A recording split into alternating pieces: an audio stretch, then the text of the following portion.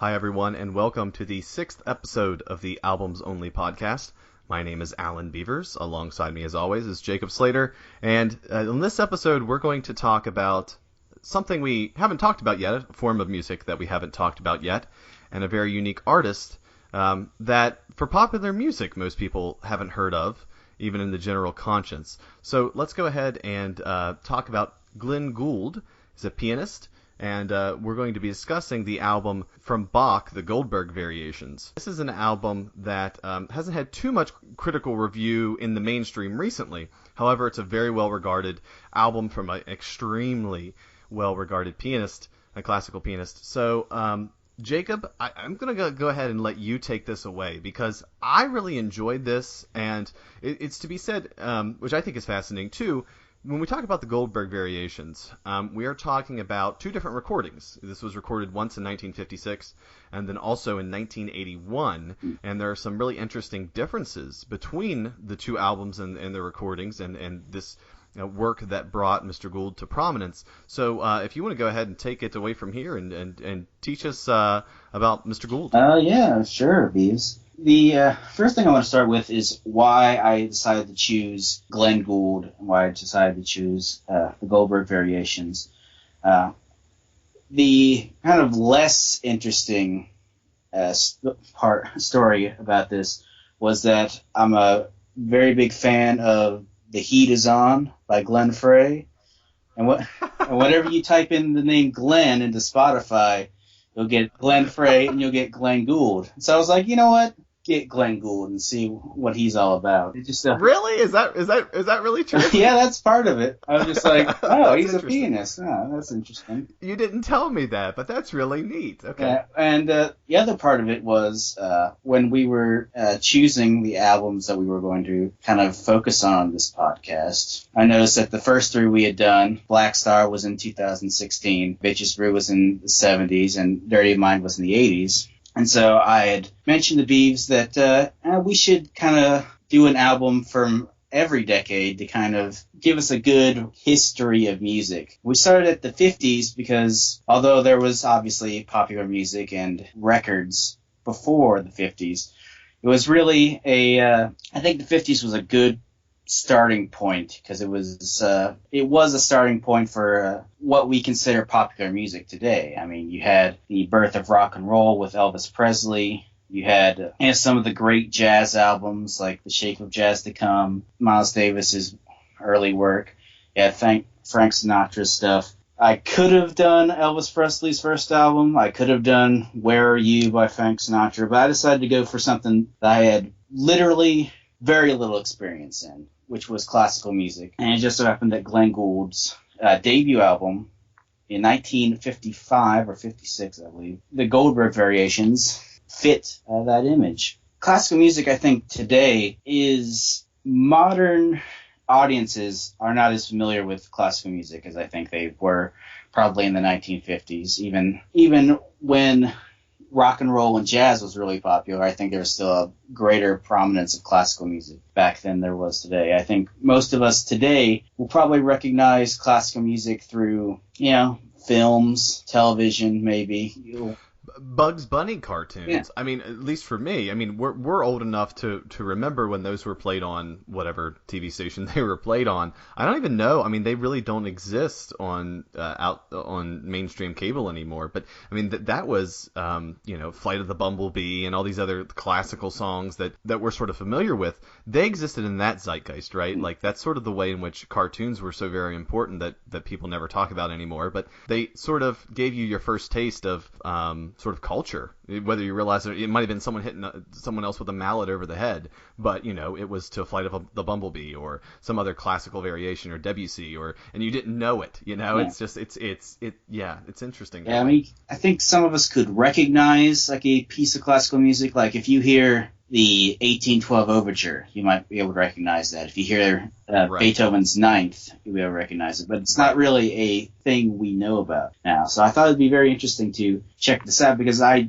obviously didn't know Glenn Gould before this moment, and I didn't really know Bach. Bach was a very interesting composer in a very interesting time. Probably the most popular song by Bach that I can name offhand is Ave Maria, which I think has been seen in several films. You'll probably see someone kind of try to rattle off Ave Maria. He was actually a very, very interesting artist creatively.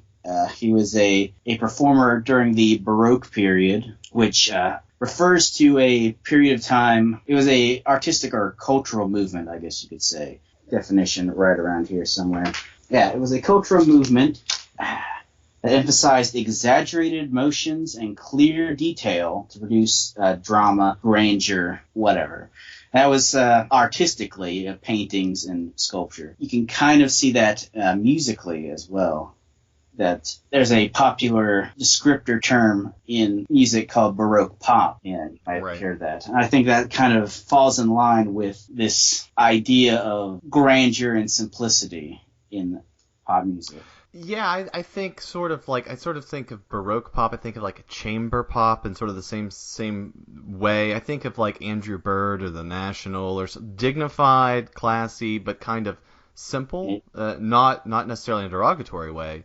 But yeah, so we can see reflections of that today in the naming convention. Yeah, and probably involves strings of some sort. Right, exactly. I mean, and it was definitely a very important time in music. Bach obviously was one of the highlights of that period. Handel was also, if you've ever heard of Handel's Messiah, he was a Baroque musician. Antonio Vivaldi, who wrote the Four Seasons. The Goldberg Variations, one of his later works actually, if you look at the name of the album itself, Bach Goldberg Variations, BWV 988. The BWV actually stands for Versickness, which is basically like a certificate of authenticity. Oh, interesting. Yeah, it's kind of the catalog of Bach's compositions that runs from, I assume chronologically, from 1 to, I think the number was 1126. 988 refers to his 988th composition. Goldberg was the name of Johann Gottlieb Goldberg, who was assumed to be the first performer of this. Variations refers to a formal technique where material is repeated in an altered form, but in some way is altered, which is actually incredibly interesting because it assumes that you have a piece of music and it'll run some way, like with melody, rhythm, bass, chord progression. But in kind of a variation form, like you can take a piece of music and you change, say, the chord progression while keeping the other kind of framework of a song kind of the same. It is the same song, but it is also completely different. And you can change almost anything about the song in some way through kind of this variation form. This one song can be changed through tempo, it can be changed on its bass line, it can be changed through chord progression, it can be changed on its melody. The Goldberg Variations themselves are variations on the first track, which is the aria, which means a musical piece that is written for a single voice. And specifically, it is variations on the bass line and the chord progression of the work. So, Bach's original piece and Gould's interpretation of it, melody of the song might be the same, but the alterations to the bass and how they perform progression of the musical chords are completely altered. And I thought that was very interesting. It's not really something you see in modern music. We have the concept of like remixes, but we don't usually have it to such a degree of alterations like in... Right. That actually makes me think of sort of like commercials, where you will obviously have commercials that are, I don't want to say ripping off, but more or less that's what they're doing. You will have a company, like, they clearly want to play a certain song, but they don't have the rights to that song, or they can't afford it, or they don't want to pay for it. And so what they do is they have someone create a song very similar, that you can see where the similar chord progressions and similar tones and similar everything, but with slight variations. And that's what I'm kind of reminded of there, is so that it's not technically infringement, but it's very similar to what you wanted or what was originally there. Yeah.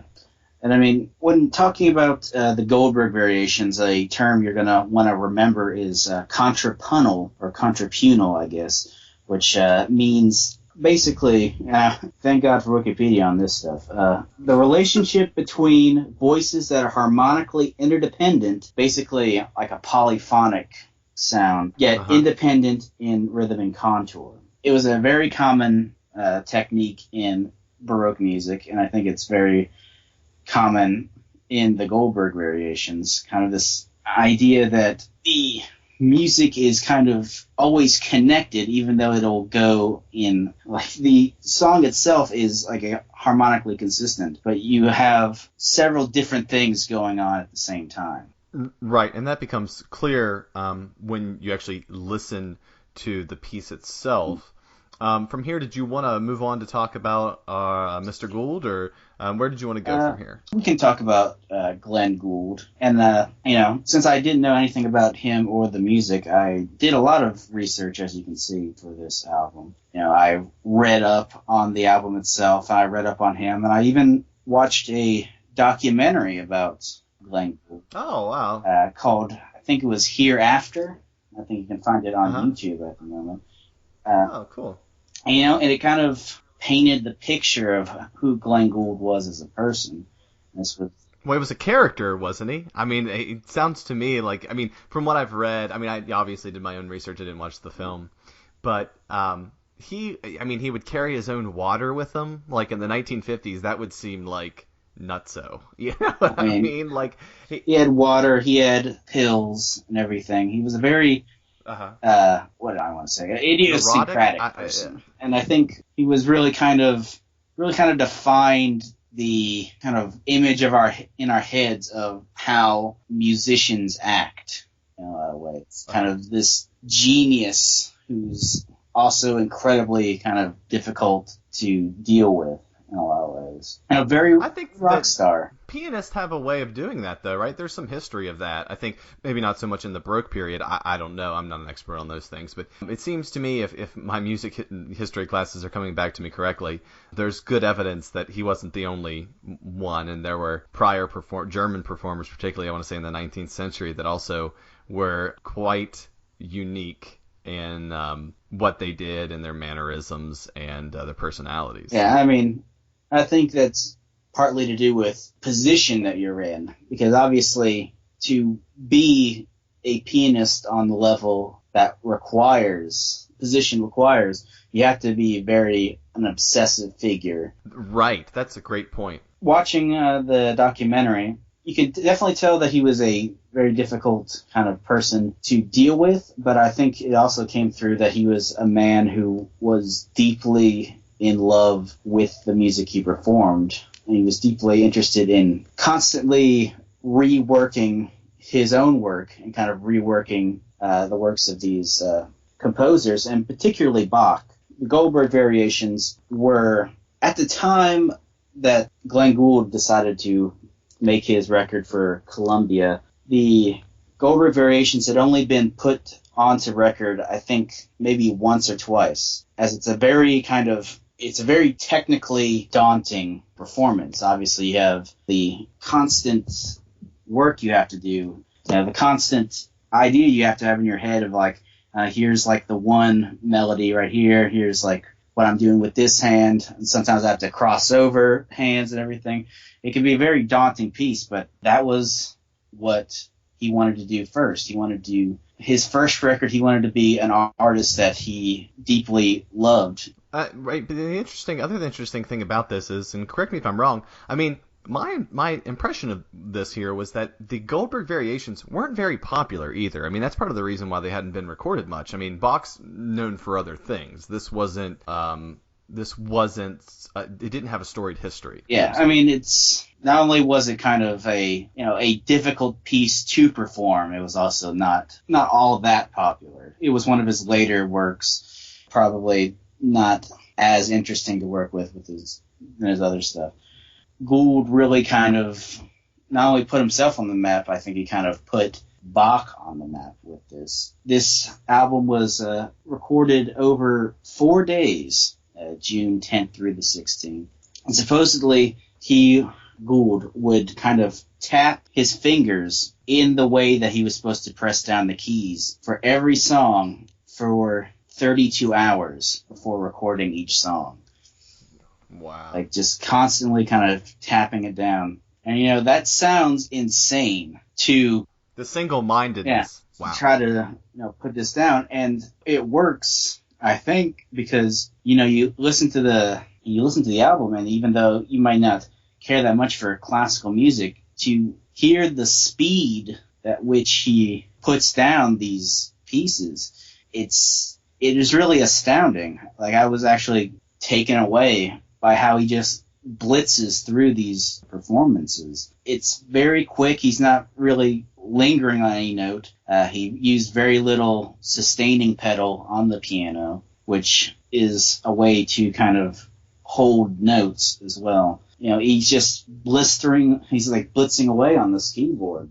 Popular music at the day, jazz was getting kind of big, rock and roll was just getting started. I think that the Goldberg Variations was kind of showing that classical music could be energetic, that it could be kind of full of life, where it might have been considered, dusty, old. It's kind of the old stuff.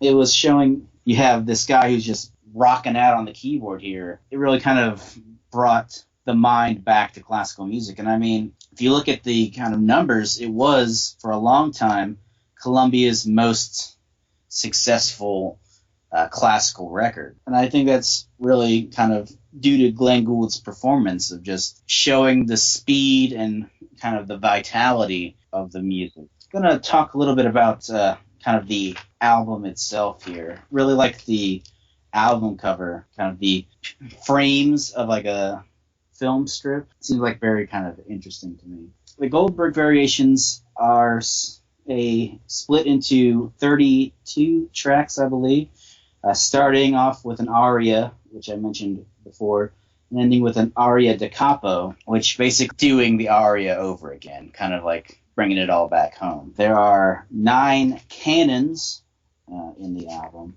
and canons are, as I said, a contrapuntal technique, which is basically a melody that is then followed by kind of imitations of the melody after a certain time. If you've ever heard Row, Row, Row Your Boat, you'll hear like those versions where, someone will say, row, row, row your boat gently down the stream. And then like on the second time, someone will come in at row and then start like row, row your boat along with the first person. That is basically a canon. It's a very simple canon, but it is kind of a repetition or a repetition of a melody by using the same melody. 9 canons, and each canon is kind of followed by kind of a genre song, I guess you could say. A couple of them are considered Baroque dance numbers. Variation 4 is considered a Baroque dance number, and it's one of those very jaunty numbers.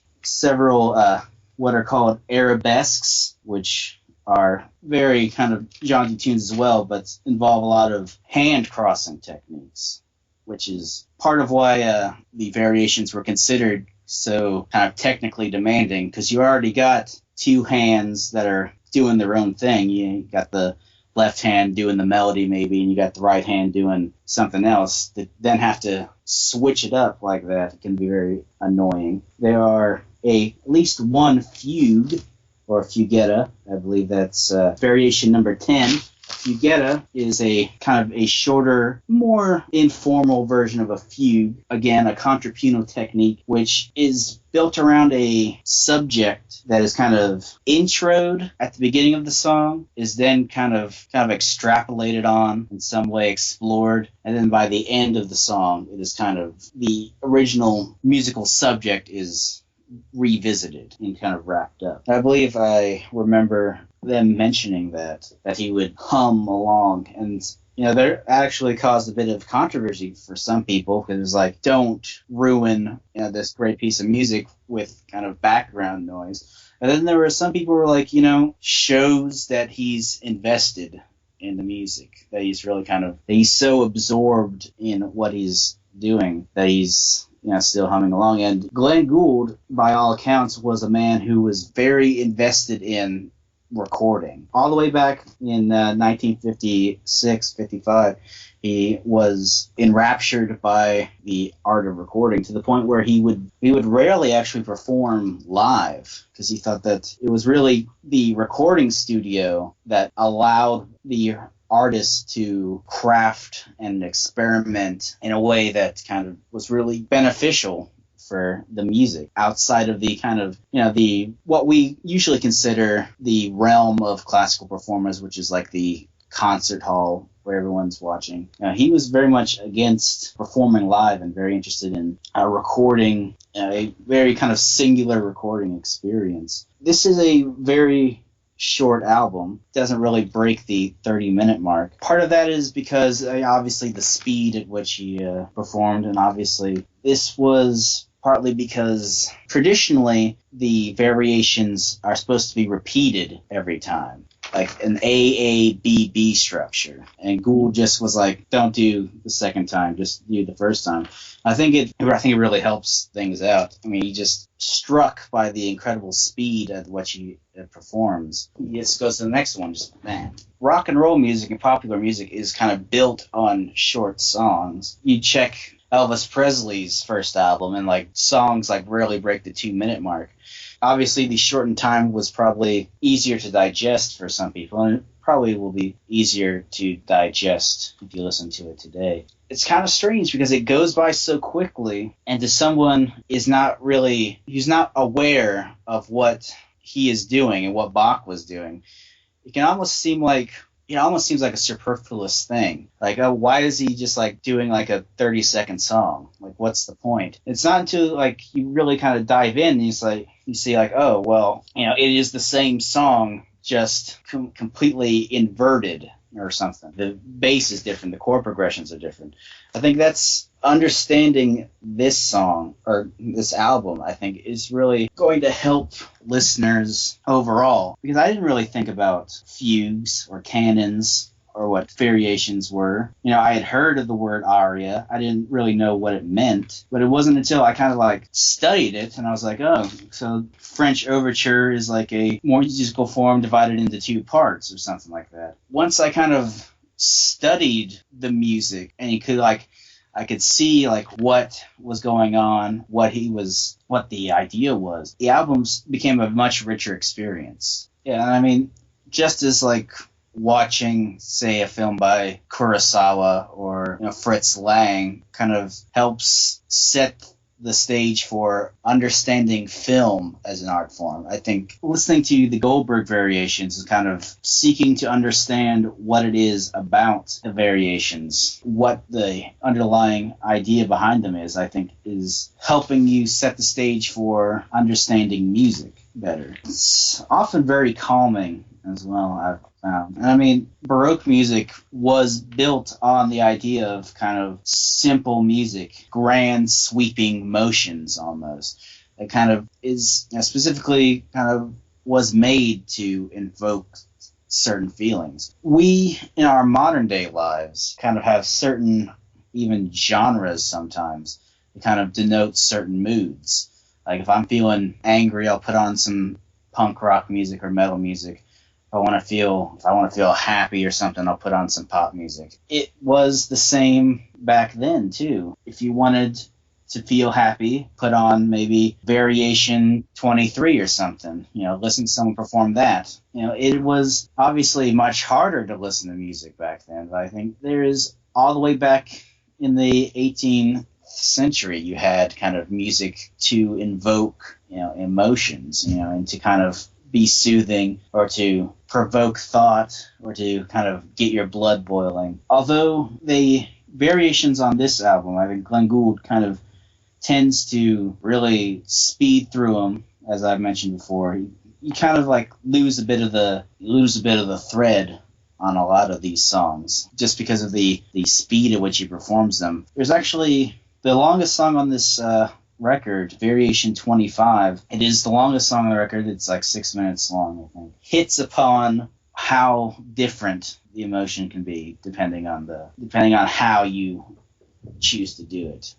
You got these very happy, blissful songs, and you have a really kind of somber, calm song as well. And really, I think this is probably an album that could be daunting for some. It's not a long album, but I think you're not really gonna jump at the chance to listen to classical music. You listeners out there should check this out. It's a very exciting album at times and very thought-provoking and somber at other times. It is a nice album to kind of sit down, read, and actually kind of really try to think about music and its construction is what I would say for this album. Bitches Brew was a kind of an atmosphere album and engendered a certain atmosphere. I think this is an album that you really kind of want to think about, really kind of consider what it is about this music that's interesting. Not only will it help you grow your music knowledge, I think it'll kind of help you appreciate music. And that's a wrap for the 6th episode of the Albums Only podcast. My name is Alan Beavers. Jacob Slater has been joining us and telling us all about Glenn Gould and the Goldberg Variations. I want to remind you guys that you can reach us at Albums Only on Twitter. Also email us at albumsonlypodcast@gmail.com. We will be doing our 7th podcast shortly. Look forward to doing that. We're going to talk about Portishead. It's going to be a lot of fun, and we will see you guys next time.